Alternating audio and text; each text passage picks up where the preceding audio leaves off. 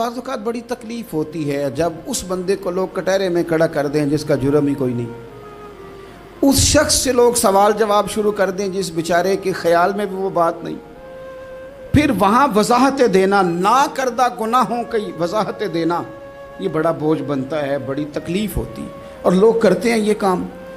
پھر اللہ تعالیٰ جب بندوبست فرمائے، صحیح بخاری میں حضرت جریج کا ذکر فرمایا، جریج نفل پڑھ رہے تھے، ماں نے آواز دی، وہ آ نہیں سکے، نماز میں تھے، ماں ناراض ہو گئی، اس نے ہاتھ اٹھا کے کہا اللہ یہ اتنی دیر تک مرے نہ جب تک کسی بری عورت کا منہ نہ دیکھ لے۔ کسی اور کی دعا کے لیے سند نہیں ہے کہ وہ تیرے حق میں ضرور قبول ہوگی، لیکن ماں باپ کی دعا کے لیے میرے نبی پاک نے سند بیان کی ہے۔ سید عالم صلی اللہ علیہ وسلم فرماتے ہیں جب بھی ماں باپ اولاد کے لیے ہاتھ اٹھاتے ہیں رب ضرور قبولیت کا شرف عطا کرتا ہے۔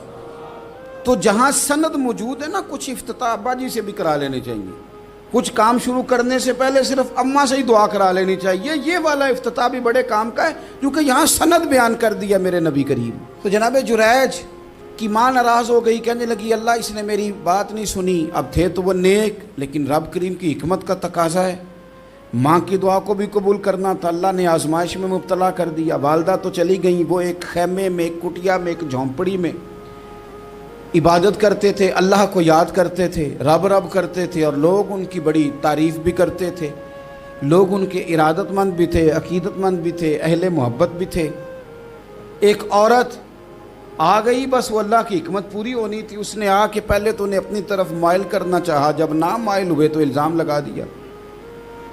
یہ ہمارے دور کا تقاضا ہے، لوگ پہلے آپ کو اپنے حق میں قائل کرتے ہیں، اپنی فرما برداری میں لانا چاہتے ہیں، اگر آپ نہیں آتے تو پھر وہ آپ کو مجرم قرار دے دیتے ہیں، یا میرے ساتھ چل ورنہ پھر میں تیرے خلاف پراپوگنڈا کروں گا۔ دو ہی باتیں، پہلے اس نے قائل کیا، جب جناب جنید قائل نہ ہوئے تو اس نے قریب ایک چرواہا تھا، اس چرواہے کے ساتھ جا کے منہ کالا کیا، مقررہ وقت پہ بچہ پیدا ہو گیا۔ لوگوں نے کہا کس کا ہے؟ کہنے لگی اس خانقاہ میں، اس حجرے میں عبادت کرنے والے کا ہے۔ اگر کسی دیندار پر ذرا سا بھی الزام لگ جائے تو آپ یقین کریں کہ بڑے بڑے خوفناک لوگ بھی نیک ہو جاتے ہیں، جن کا اپنا سارا ماضی کالا سیاہ ہو وہ بھی اجالوں کے راہبر بن جاتے ہیں، جن کی اپنی زبانیں ساری زندگی آلودہ رہی ہوں وہ بھی بڑے بڑے اعلیٰ سچ بولنے لگتے ہیں۔ اعلیٰ کچے میرے مکان کی دیوار کیا گری، لوگوں نے تو میرے صحن میں رستے ہی بنا لیے۔ بڑے لوگ آ جاتے ہیں، پھر بڑا کچھ کرتے ہیں اور بڑے بڑے خوفناک جملے کستے ہیں، بس کو نقطہ جو ہاتھ آ گیا، ایسے جیسے گرنے کا انتظار کر رہے تھے۔ اب جناب لوگ اٹھے، احتجاج شروع ہو گیا، شور پڑ گیا، یہ بابا بڑا نیک بنتا تھا، نفل پڑھتا تھا، عبادتیں کرتا تھا، دیکھو اس کا حال کیا ہے کہ اس نے ناجائز بچہ پیدا کیا۔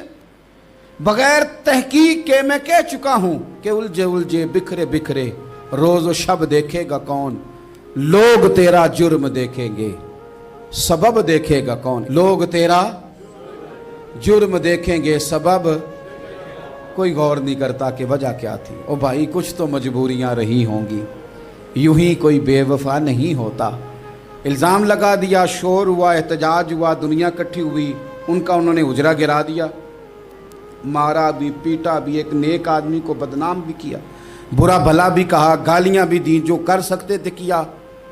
اب جب سزا دینے لگے نا تو جناب جریج کہنے لگے تھوڑی سی اجازت دیتے ہو، مار تو تم نے دینا ہی ہے۔ کہا جناب ٹھیک ہے دیتے ہیں۔ انہوں نے کہا صرف 2 نفل پڑھنے ہیں۔ اب وہ نفل پڑھ رہے تھے تو لوگ اس وقت بھی کہہ رہے تھے فراڈ ہی کر رہا ہے، دھوکہ ہی دے رہا ہے، چونکہ ذہن بن گیا نا، بدگمانی آ گئی۔ انہوں نے 2 نفل پڑھ کے ہاتھ اٹھائے، کہا اللہ جانا تو میں نے ہے، پر اس رسوائی کے ساتھ جنازے تک نہیں خراب ہو جاتے، قبریں تک نہیں لوگ بدنام کر دیتے۔ کہ اللہ جانا تو ہے، پھر اس رسوائی کے ساتھ تو میری مدد فرما، اب تو میرا کیس تیری ہی عدالت میں ہے، تو رحمت کا دروازہ کھول۔ ہاتھ اٹھائے، دعا مانگی، نفل پڑھے، پورے مجمع پہ نظر دوڑائی، کوئی نہیں تھا سپورٹ کرنے والا۔ کل تک جو کہتے تھے نا تیرے لیے جیئیں گے، تیرے لیے مریں گے، ساری عمر ہی آٹا گدہ ہے، لکھاں کیتے نہیں پیڑے، اب وقت آیا ہی تے محمد بخشا کوئی نہیں ہو بیٹھا نیڑے۔ ایک بندہ بھی نہیں تھا، ووٹر سپورٹر ساتھ دینے والا کوئی نہیں تھا۔ تو جناب جنید بچے کی طرف اشارہ کر کے کہنے لگے کوئی نہیں بول رہا، تو ہی بول کے بتا دے تیرا باپ کون ہے، تو ہی بول کے بتا دے کون ہے۔ اللہ اکبر۔ میرا رب جب چاہے تو بچے بولتے ہیں، رب چاہے تو گونگے بولتے ہیں، رب جب چاہے تو پھر پتھر بھی بولتے ہیں۔ جب کہا نا تو ہی بتا تو بچہ بولا اور بول کے کہنے لگا میرا باپ جریج نہیں، میرا تو وہ ہے جو بکریاں چرانے والا ہے، وہ میرا باپ۔ جب رب کریم نے توفیق دی تو بچہ بول پڑا۔ جب رب بندوبست کرتا ہے کسی کی عزت کی حفاظت کا تو پھر کوئی اسے رسوا کر سکتا؟ یاد رکھنا جب رب محافظ ہو تو پھر لوگوں کا پراپوگنڈا وہاں کچھ کر سکتا؟ لوگ کئی دفعہ بڑا گہرا جال بنتے ہیں، سازش کا رنگ بڑا گہرا ہوتا ہے، عام سادے آدمی اس کو سمجھ نہیں پاتے، اس پراپوگنڈے کا حصہ ہو جاتے ہیں، انہیں پتہ ہی نہیں چلتا یہ بات دراصل کیا کی جا رہی ہے۔ یہ کتنی گہری حسد کی آگ ہے جس کو لوگ بغض کے ساتھ ہوا دے رہے ہیں، اپنی عداوت کے ساتھ اس کو زیادہ جلا رہے ہیں۔ حضرت سیدنا عائشہ صدیقہ رضی اللہ تعالیٰ عنہ بیان کرتی ہیں، اور لطف کی بات یہ بھی بخاری میں موجود ہے۔ میں نے جناب جنید کا قصہ عرض کیا تو بخاری سے، یہ عرض کر رہا ہوں تو بخاری سے۔ یہ واقعہ میں حضور کی امت کے کسی ولی کا بیان کرتا تو لوگوں نے کہنا تھا ہماری سمجھ میں ہی نہیں آتا۔ بعض لوگوں کا خیال ہے کہ داتا صاحب کی کرامت بھی نبی پاک کی بیان کریں۔ وہ خدا کے بندوں کو خیال کرو، داتا صاحب تو کئی سو سال بعد آئے ہیں، وہاں اگر کوئی کرامت ہوگی تو حضور بیان کریں گے؟ اگر نبی کریم نے پچھلے بنی اسرائیل کے ولیوں کی کرامتیں بیان کر کے تمہیں بتائی ہیں تو اس کا معنی یہ ہے کہ اگر وہاں اللہ یہ شان عطا کر سکتا ہے تو تم تو امتوں کی سردار امت ہو، ان پر تو نیرا فضل ہے، تم پر تو رب کا فضل کبیر ہے۔ تو بس لوگ سمجھنے کو تیار نہیں، پچھلوں کی مان لیتے ہیں۔ جناب آصف بن برخیہ کی کرامت جو سورہ نمل میں آئی وہ تو مانیں گے، پر غوث پاک کی کرامت یہ پتہ نہیں عجیب فلسفہ ہے، اور کس طرح کا فلسفہ ہے یہ سمجھ سے بالاتار ہے کہ بنی اسرائیل کا کوئی ولی ہو تو اس کی کرامت ہو سکتی ہے اور نبی پاک کی امت کا ہو تو اس کی ہو ہی نہیں سکتی۔ کیا معنی ہے اس بات کا؟ اور لوگ ہیں کہ داد و تحسین دے رہے ہیں، واہ واہ کر رہے ہیں۔ اللہ تعالیٰ سمجھنے کی توفیق عطا فرمائے۔ حضرت عائشہ صدیقہ رضی اللہ تعالیٰ عنہ فرماتی ہیں ایک عورت تھی اور اسے نبی پاک صلی اللہ تعالیٰ علیہ وسلم نے وہ کلمہ پڑھ کے مسلمان ہوئی، مدینہ طیبہ آ گئی تو حضور نے مسجد نبوی شریف میں اس کے لیے مکان، ایک سادہ سا کمرہ ساتھ مسجد کے بنوا دیا، وہیں رہنے لگی۔ اکثر وہ سیدہ طیبہ کے پاس آتی تو حضرت عائشہ صدیقہ رضی اللہ تعالیٰ عنہ فرماتی ہیں وہ بڑی باتیں سناتی اور آخر میں کہتی وہ ہار والا دن بھی بڑا عجیب دن تھا اور میرے رب کی قدرتوں کا دن تھا، وہ بھی بڑا عجیب دن تھا۔ سیدہ عائشہ صدیقہ رضی اللہ تعالیٰ عنہ ایک دن فرمانے لگی کہ تو ہار والے دن کا بڑا ذکر کرتی ہے، وہ کیا دن تھا؟ تو خاتون کہنے لگی اماں جی وہ دن تھا جب میرے رب پر بھروسہ اور مضبوط ہو گیا، جس دن میرا اپنے رب پر توکل اور بڑھا، میرے ایمان میں یقین میں اور پختگی آئی۔ کہنے لگی میں ایک گھر کی کنیز تھی، نوکرانی تھی، اس گھر میں ایک بچی تھی جس کے پاس سونے چاندی ہیرے جواہرات کا ہار تھا۔ اس زمانے میں چمڑے کے اوپر لوگ ہیرے جواہرات لگاتے تھے، کئی دفعہ سرخ رنگ کے چمڑے پہ لگائے جاتے تھے، وہ بچی پہنتی تھی تو کہتی ہوں بچی کے اس نے اتار کے رکھا یا اس سے گرا وہ ہار تو چیل اسے اٹھا کے لے گئی گوشت سمجھ کے اور میرے سامنے اٹھا کے لے گئی۔ گھر والوں نے مجھ سے پوچھا، یہ بخاری میں موجود ہے، گھر والوں نے پوچھا مجھ سے کہ وہ ہار کہاں ہے تو میں نے کہا چیل اٹھا کے لے گئی۔ گھر میں کچھ چوری ہو جائے تو سب سے پہلا الزام کس پہ لگتا ہے؟ ملازمین پہ۔ کہتے انہوں نے مجھے بڑا مارا، بڑی تکلیف تھی، حتیٰ کہ میری شرمگاہ تک کی تلاشی لی، میری عزت اتنی خراب کی میں بتا نہیں سکتی۔ میں نے اپنی زندگی میں ایک واقعہ دیکھا، ایک امیر گھر میں چوری ہو گئی، ملازم کو اتنا مارا کہ وہ چارپائی پہ پڑ گیا، پولیس والوں سے اتنی مار پروائی گئی کہ وہ بیچارہ چارپائی پہ پڑ گیا، اور پھر وہ اتنا بیمار ہوا اور کچھ دنوں کے بعد پتہ چل گیا کہ چور تو اپنا بیٹا ہے ان کا، پھر اس کا انتقال ہو گیا۔